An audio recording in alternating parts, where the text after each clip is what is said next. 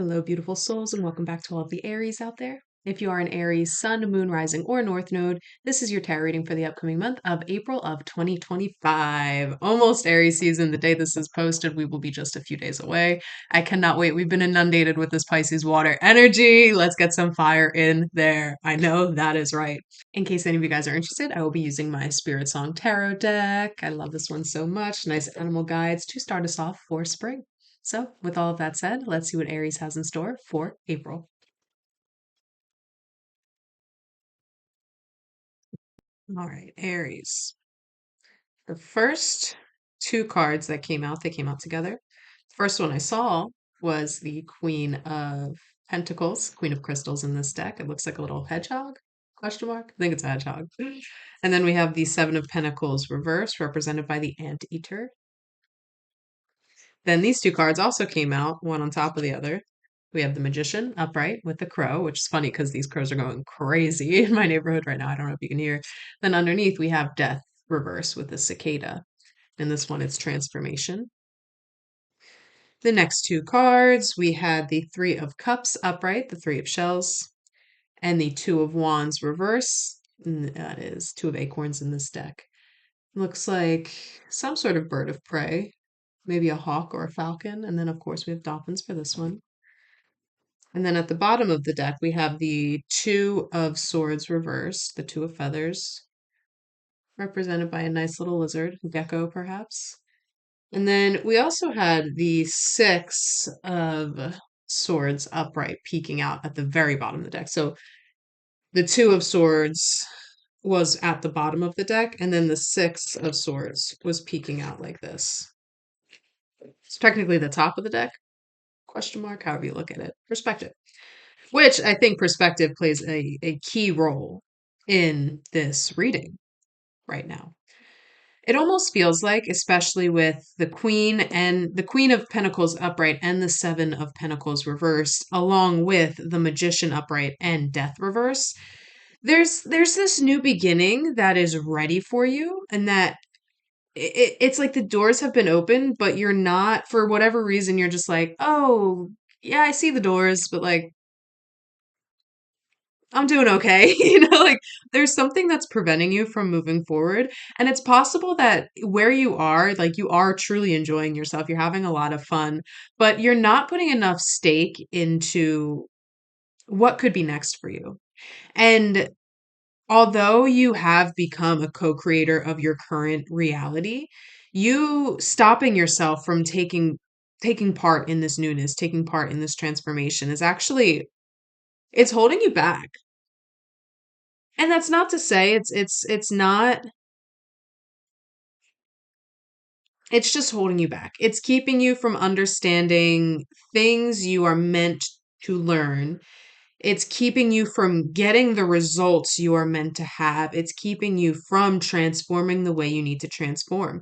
And you're doing this because you're feeling a sense of joy where you are. You're feeling comfort, you're feeling prosperous, you're feeling all of these things, but there's more out there for you. And it's time using this Aries season. It's the astrological new year. We're in the middle of eclipse season where we're shedding a lot of things. Use this energy to your advantage to help you come to a rational decision to move forward. And maybe that's what's preventing you from taking this next step, is you might feel indecisive, which is not very Aries energy of you. You guys usually know exactly what you want, when you want it, how you're going to get there, but it's possible you're feeling this, and instead of indecision, because when I think of indecision, I think of it like the scales, like Libra. Instead, it's almost like, and I like this open door metaphor. It's almost like where part of you might want to go through the door and see what's there. There's another part of you that's pulling you backwards this way to be like, no, but look at all of these things back here. We have so many friends here. We have all of the, all, ever, it's like so much is going on back here. We're having so much fun. There's celebration, there's playfulness, there's joy, there's community, there's everything. Why would you want to leave where you are now? So instead of it balancing side to side, it's almost like a, no, because a pendulum is side to side too. But it's like a forward and backward tug. So yeah, instead of the scales balancing, it's like a tug of war. It's a tug of war where it's like there is a small part of you that does want to go into these new doors because you are Aries. You are the first sign of the zodiac. You love new beginnings. You love transformation. You love newness. You love experience. So there's this inner part of you, this inner part of you craving that liberation from where you are, even if where you are is amazing, which it very well could be. That's what I'm seeing here. There's an inner part of you that's craving to go through those doors, that wants to be led from the heart into this new beginning, into this next chapter. But then there's another part of you that's pulling you back, that's pulling you and keeping you here.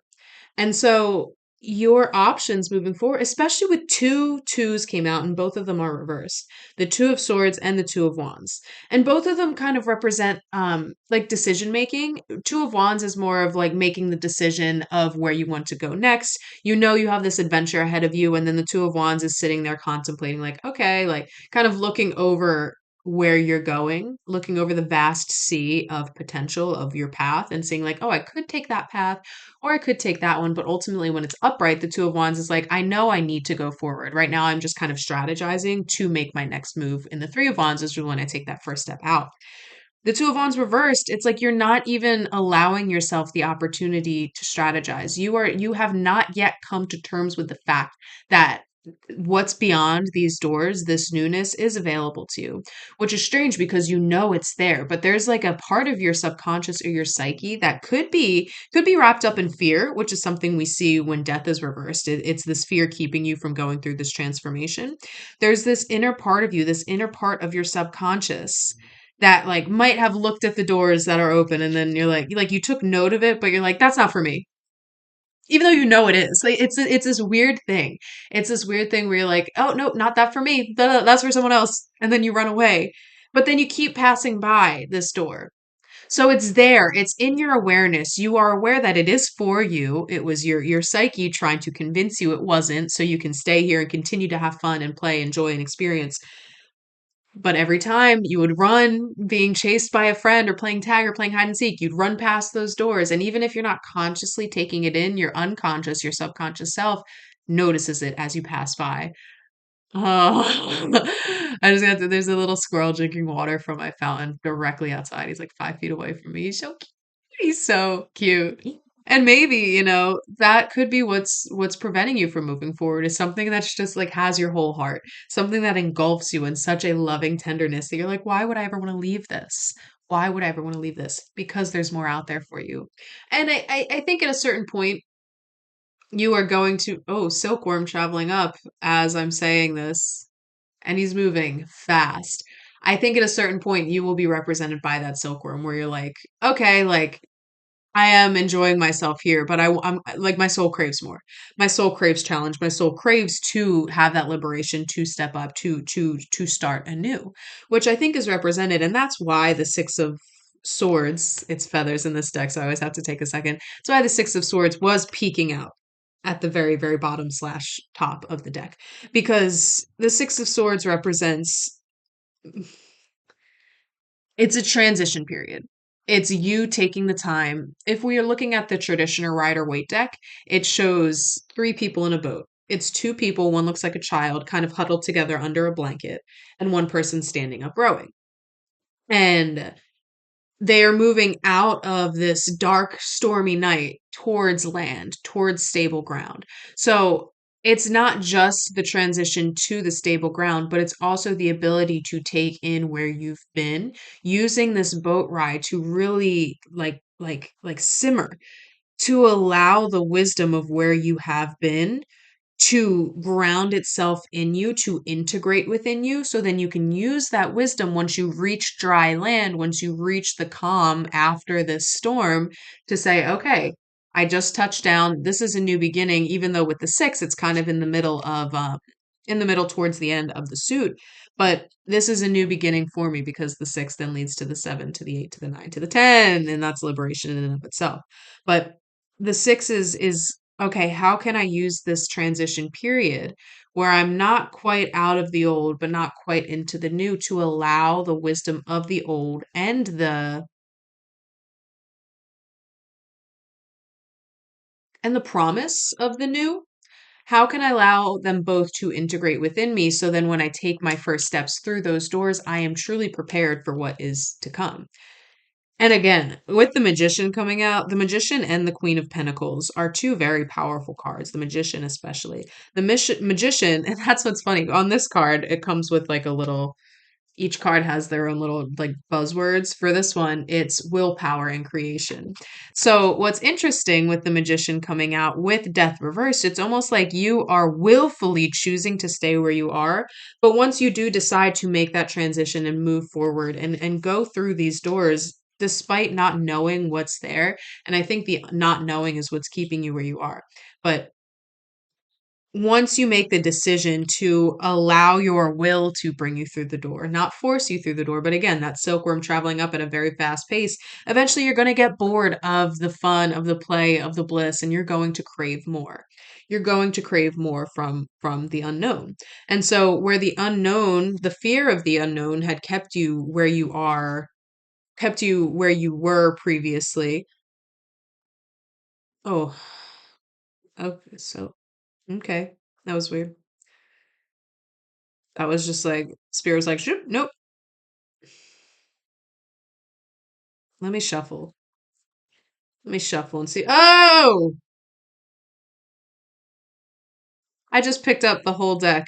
And this is interesting because I had just emailed another one of my decks is missing this specific card. And before I started this reading, I emailed the creators of that deck seeing if they could send me that specific card. I picked up the whole deck to shuffle,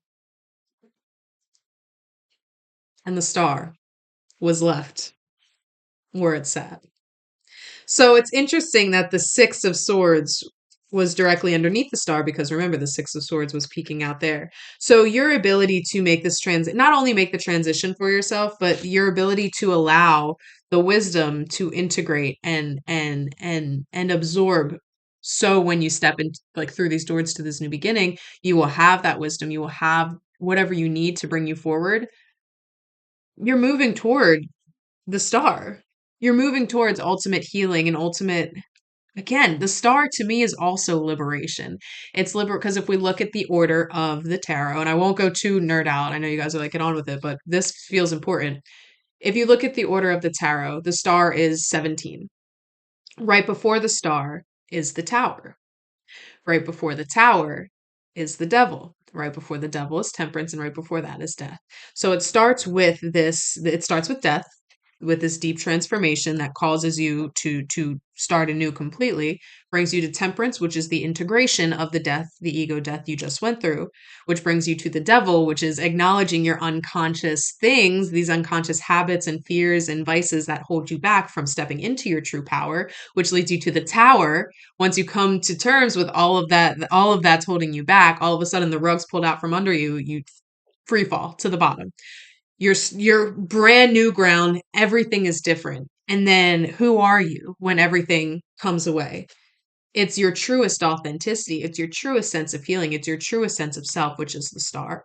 So I love that the star was under, or I guess the Six of Swords was under the star, but we saw the Six of Swords first because your ability to allow yourself to have this period between transitions. So it's not even like you have to walk right through that door and become anew.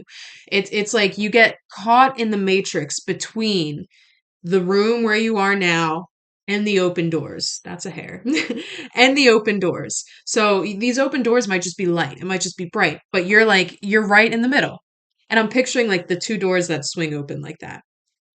I don't know what they're called, but you're right in the middle of those two doors. And it's allowing that transition period of being in between where you were and where you're going, that you will allow that integration to happen. So when you get to where you're going, you are left with truly you, your own authentic self, your own authentic healing.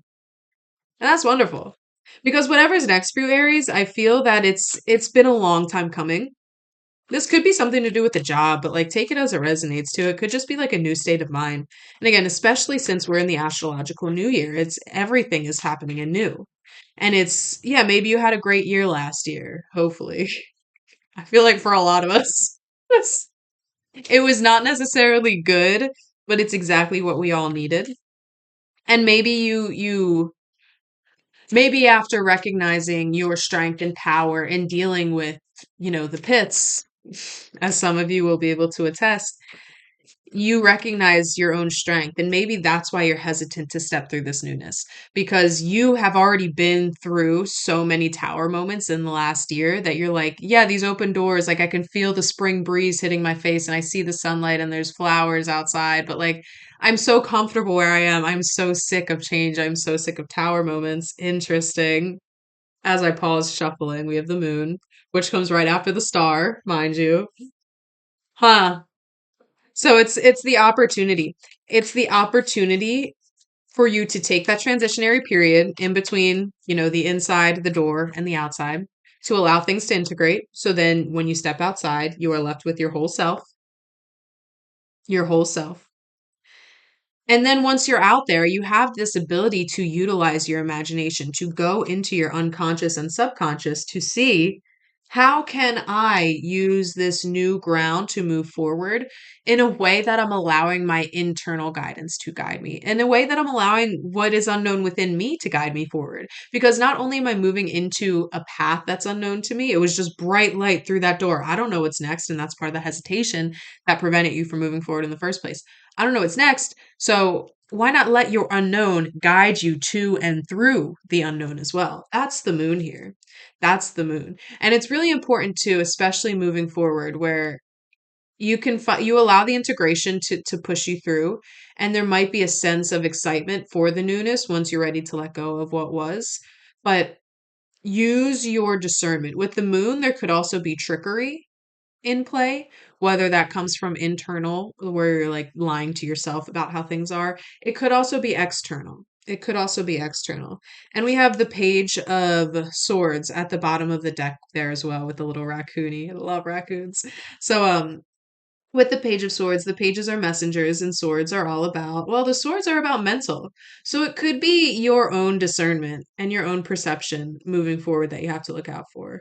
And maybe it's not that you're excited, it could be the flip side. Maybe your mind is telling you, like, because it's unknown, it should be scary, it should be something to be feared. Remember, with Death Reverse, it should be something to be feared. So maybe that's the perception you have to look out for. And those are the messages that the page is bringing you. It's not all scary. The unknown doesn't have to be scary. But on the flip side, if you are excited for this new beginning, once you allow that integration to happen and you're just allowing your excitement to lead you, just be very discerning with who and what you put your time and trust in moving forward, because that could be what, I don't want to say make or break. That could be what could cause interesting.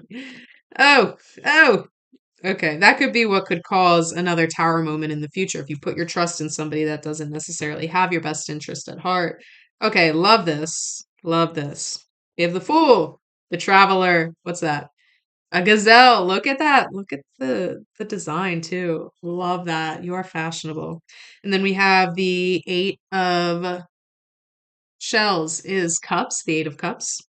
1955 on the timer. The King of Wands reversed with the horse, which is interesting. And then at the bottom of the deck, love that we have the Ten of Pentacles and the Chariot under the Ten of Pentacles and the Page of Cups under the Ten of Pentacles, and the Knight of Wands under the Ten of Pentacles, and the Six of Cups under the Ten of Pentacles. Holy moly. And another reversed two. Oh no, this is the same two. I didn't take it out of the deck because we had the Two of Swords at the bottom.